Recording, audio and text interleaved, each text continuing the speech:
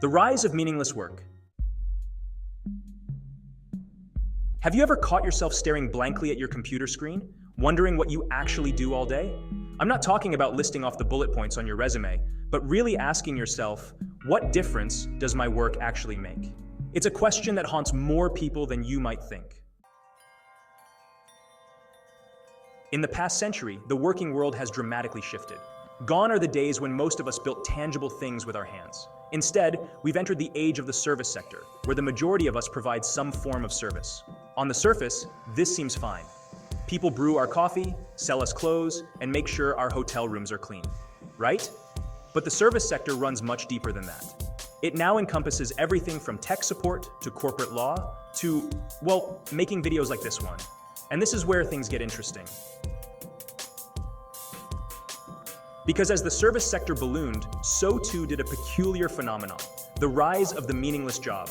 You might be thinking, wait, isn't a job a job? Don't they all have some kind of purpose? Well, not quite.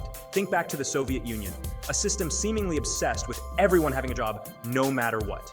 This led to factories with bloated payrolls, where people were literally paid to count nuts and bolts all day just to appear productive. Now, before you think this is just a relic of a bygone era, let me ask you this.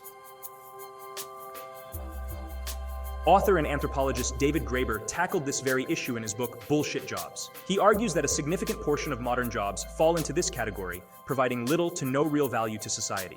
Graeber cleverly categorizes these jobs into 5 distinct groups.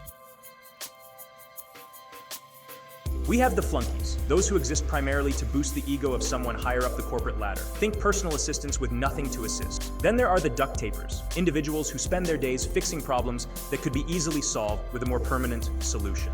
Imagine an entire team dedicated to manually updating spreadsheets that could be automated. Don't forget the box tickers, tirelessly churning out reports and presentations that nobody reads, simply to appease some bureaucratic requirement.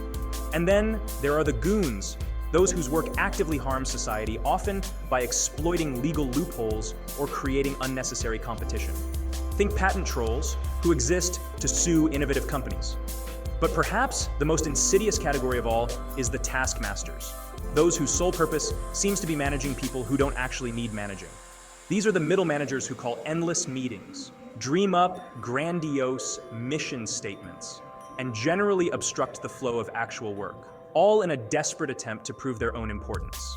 The problem is, these bullshit jobs aren't always confined to a single category. In reality, many jobs are a toxic cocktail of all 5. Leaving employees feeling unfulfilled and questioning their very existence. So, how did we get here? How did so many of us end up trapped in jobs that feel utterly meaningless? Part of it stems from our obsession with the 40-hour workweek. Just like the Soviet Union aimed for full employment, modern society seems to equate busyness with productivity, even if that busyness involves a whole lot of nothing. Another factor is the bureaucratic labyrinth we've built around work. From endless regulations to complex corporate structures, it seems like we need an army of paper pushers and rule followers just to navigate the system. This creates a fertile breeding ground for bullshit jobs, as companies hire more and more people to handle the ever-growing web of red tape. And let's not forget the role of technology. While technology has the potential to automate many tedious tasks and free up human potential, it often seems to do the opposite.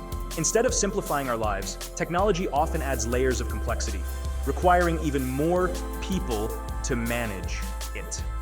Think about it. How many times have you called tech support, only to be transferred to another department and then another, before finally giving up in frustration? But there's hope.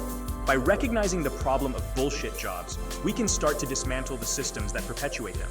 We can challenge the notion that a 40-hour workweek is the only path to success. We can push for policies that reward companies for creating meaningful work and hold them accountable for perpetuating meaningless busy work. And on a personal level, we can start asking ourselves some tough questions. What truly motivates me? What kind of impact do I want to have on the world? Can I find more meaning within my current role? Or is it time to explore other options?